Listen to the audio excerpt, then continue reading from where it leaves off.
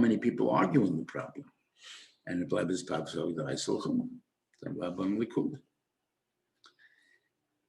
so what makes it the ability to follow? If I ask directly to the rabbi myself, or he's my Rebbe? Those are the only two things. He happened to say an additional thing, which is a very strange thing. And if you eat in my house, you can eat it too, because I have a right to feed it to my guests. You got a problem about eating it for yourself, but this is my psak. My psak is feeding it to my guests, and therefore I can do that. And because to you, it's a son of yourself. You're not doing it because you hold it's also. You don't know if it's also or not. You're only doing it so the Reis Luchama. Okay.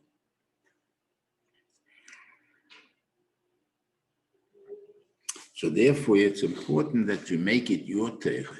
Because if you don't make it your Torah, you're going to have so many sveikas after a while that for the guy that's going to be fum, he's going to go crazy because he can't possibly keep them all. And for the guy that's going to not go to kul all the time, he's going to be a shegitz already. So it doesn't make a difference. So therefore, you have to come make it your Torah before you can pass it. And that's the hard part. And that will come by if it's your children. Guys all carrying on your ways, your thing. It's not just my teacher's ways. My way, my parents, it's my Yerush, I inherited it. And I'll continue it. It's a different story. And when Avraham Avinu understood that, Rabbeinu said, okay, now we'll go take you outside and take a look how I'm going to make you into a nation. And I'm going to spread your what do you call it? The whole world know who you are.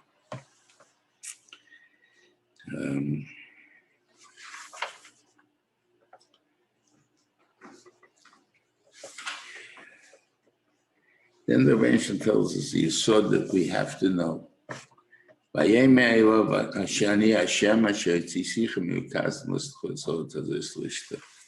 took you out of Ur Kasdim to give you this land. So first of all, if I ask you, why are you here and not in Ur Kasdim, then they tell me, well, I was born in Ur Kasdim, but they threw me into a fire. My father didn't like staying there anymore, so we picked us up and we went to Cholon. Right? That's why I'm not in Ur Kasdim. No. I made you go from Ukazim to Chol. I was the one that got to put you in the fire, and the one that got you to this, and that made you upset, or your father upset, and he left Ukazim. So always remember that if situations make someone have to change or do something, that's God making you do it. And in a simple way, if you would try to analyze and you find that the truth is, if you look in your own life every single day, you become the biggest maimin around. It's not shaykh that you won't be. It's pouring rain. You just came out and you stood under an awning, right, to wait for it to stop. What made you stop under that awning?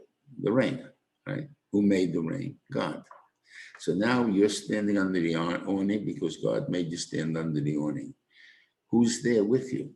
Oh, there was this man I met from who knows what. And we happened to talk about learning, and he said to me, such a chiddush, wow, that's what you were there for, to hear that chiddush. Or to know there was someone around. Or I saw a poor person, or whatever it is that happens. This is a way. Or it just delayed me 15 minutes, and because of that, I came 15 minutes late to wherever I was going. And because of that, I met something happen to me. You have to always remember what causes things in order to have that recognition that it's my Kodesh Baruch Hu. It's not that I just met somebody. It's a result of some action that happened before. So anyway, so he says at this time, who is he going to give out his soil to? To Avraham, right? And he brings out the bris. I don't know if it's a real korbanos or pshat is just a bris. They split the way of making a bris is you split the animals and you walk between them. What does that accomplish? You walk between them. So the animals are really two halves. So you are both in the two halves of the animals. So you're together in this pack. In other words, we're one now. That's the agreement. I mean, that's the point of an agreement. We are one in this pact. And you know what's going to happen? Your kids are going to suffer for 400 years. Now, 3 different degrees of suffering. One is, it says, the Lecha, just won't be their land. Here, if we want to be technical, what are you talking about? I got 4 mansions I own. I have one in Florida, I have in the mountains, I have one in the city, and I have one even in California. You're going to tell me I'm suffering. I'm not suffering nothing. You're not Eretz Lecha. It's not your land. You're finding it out now pretty much. It's not your land. That's one. But it's not necessarily a dangerous one, but it's you don't have the same benefits when the feeling to show myself as I am or who I am or what I am, because we're in my own land. Second thing is, you'll serve them. Now I can serve them in tremendous riches, like Daniel. He was a servant, he was an Eved to the Melech, but he was a king in his own right. You have some Mele, Mordechai was an Eved to the Melech Achashverosh, when he was a king. I think there's no question that being a Melech, being an Eved is not always a big bad thing. On the other hand, they can pull anything they want, schlep anything and work anything. And that's what they did in Mitzrayim after a while.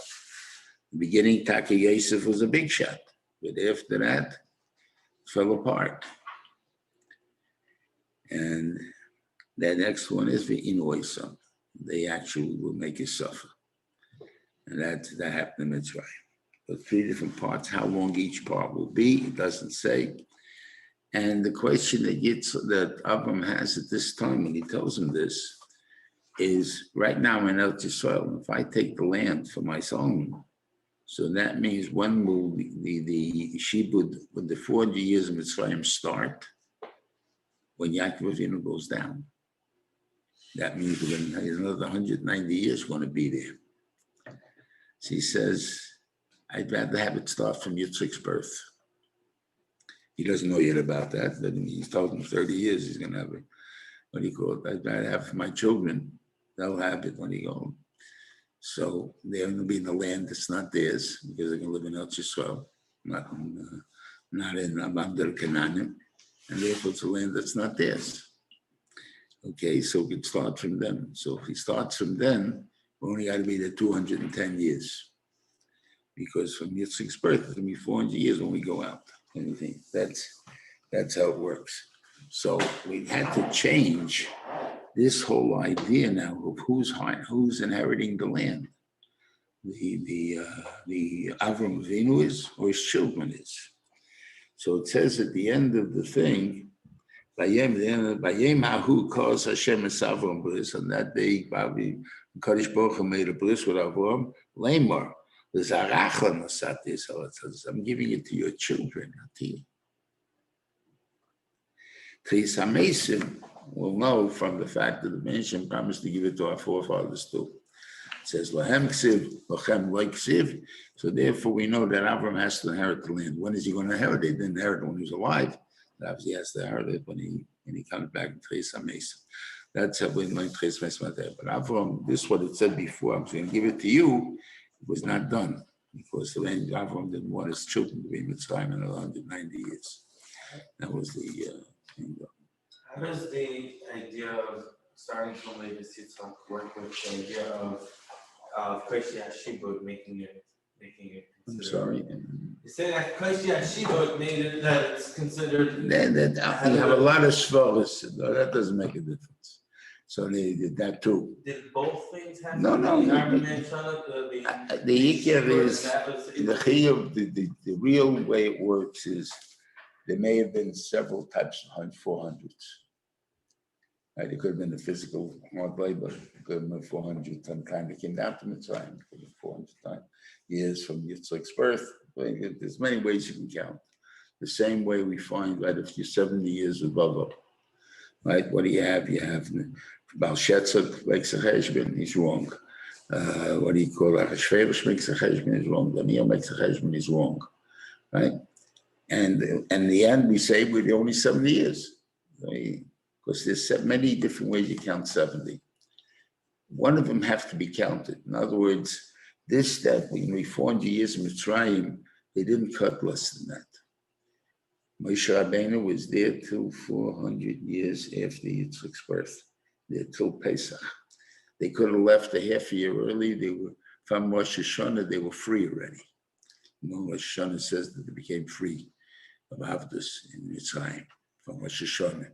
If they don't leave for 6.5 months, why not? I'm saying because you can't leave until you have the 400 years. That has to be. How do you count 400 years? That's up to the Ben Shalom. So again, why maybe you count this way and not this way? So the Shibud, the what do you call it, made, the Kushas of the Alba.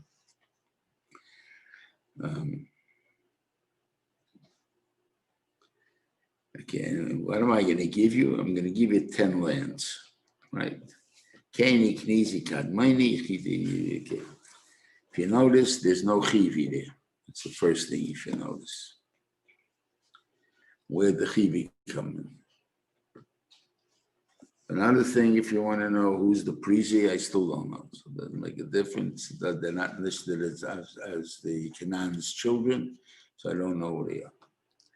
But one land is there in the Fayim. Eretz Fayim. Which land was that? That's land of Oik. Where does it say that? It says that in the end of Parshas Devarim, it says that also is called Eretz Fayim, and that's the Fayim I promised you, Avraham Avinu. Now, who the Keni Knisi Kadmoni? So they say that's Losid Lavai, that's Esav, Ammon and Moav. So to get their lands, we have to wait until Losid Lavai. The land of Esav is the Chayri, and the Chayri in reality, we'll see it when we get to those settlers, is the Chivi. But the Chivi was split in two, and they had some part that was by Shem in that area in Eretz Yisrael itself. And because Rashi will bring down that when the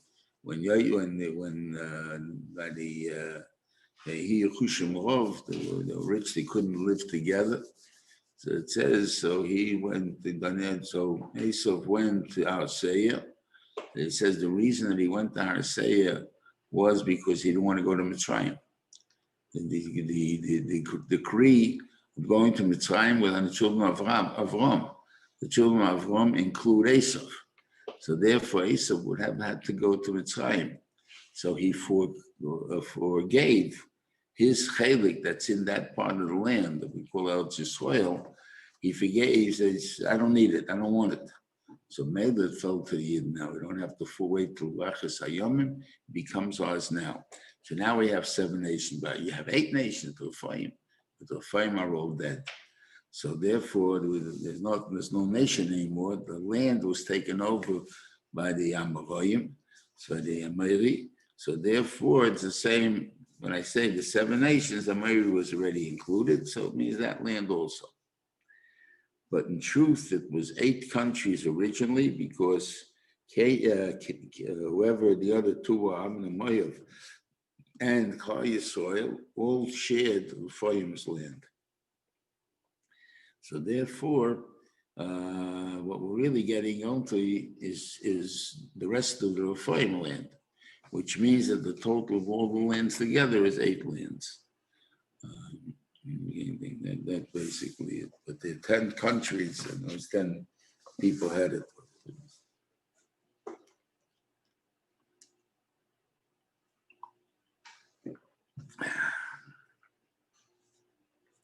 There's one thing about tefillah, because this I think is important.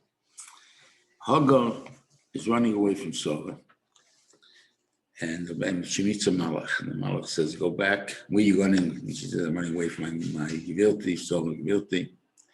says, go back and suffer tachas yadeh, Masani tachas yadeh. Second Malach says, you're going to become the mother of a great nation. The third Malach says, you're going to have a child, and what you call him Shmuel, Kishama Hashem Alanyech. God heard your pain. And what did he tell me to do? He told me to go back and suffer. Right? There's no such thing as God didn't hear me. God hears you every time. He hears everybody's tefillah. Sometimes the answer is go back and suffer. But why? Why should I go back and suffer? In the case of Hagar, it is because you're going to be the mother of a great nation. You have to know how to deal with it. Go back to Sarah and she'll teach you how to be the mother of a great nation. So there's a point in going back. A regular person has solace and he's always trying to change and change and change and escape it. Whatever he does doesn't work out. You see that's what's happening. Stick with what you're doing and find out what's going wrong. Because the Yeshua is in that problem. That's what the Rebbeinu Shem is trying to tell you. You don't look elsewhere for the Yeshua. The Yeshua is right here. And you'll find it. And that's the thing. Anyway, have a good Shabbos. And hopefully you have a healthy Shabbos. And healthy till the end. Be well.